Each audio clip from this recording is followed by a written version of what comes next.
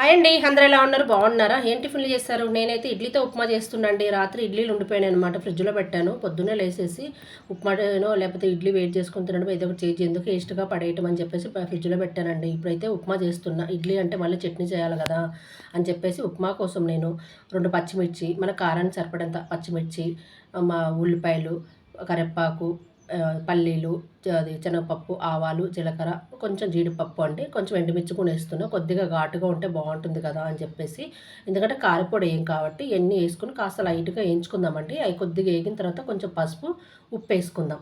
పసుపు ఉప్పు వేసినాక కొంచెం వేయించుకొని, మనం ఇడ్లీలు ఏం చేస్తామంటే ముందు రాత్రి ఫ్రిడ్జ్లో పెట్టుకున్నాం కదండి, మనకు టిఫిన్ చేసుకునే ముందు ఒక 10 నిమిషాల ముందు తీసి బయట పెడితే మనకు ఆ కూల్ అనేది తగ్గిపోతుంది.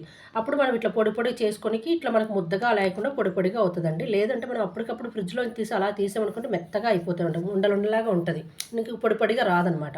అందుకని ఒక 10 నిమిషాల ముందు తీసామనుకోండి చక్కగా పొడి పొడిగా మనకు ఉప్మా ఎలా ఉంటుందో అలా ఉంటుందండి. లేదంటే ముద్ద ముద్దగా ఉంటుంది. ఎవరన్నా ఆ చిట్కా తెలియని వాళ్ళు అయితే ఫాలో అవ్వండి, తెలిసిన వాళ్ళు ఫాలో అవ్వండి, తెలియని వాళ్ళు ఒకసారి ట్రై చేయండి.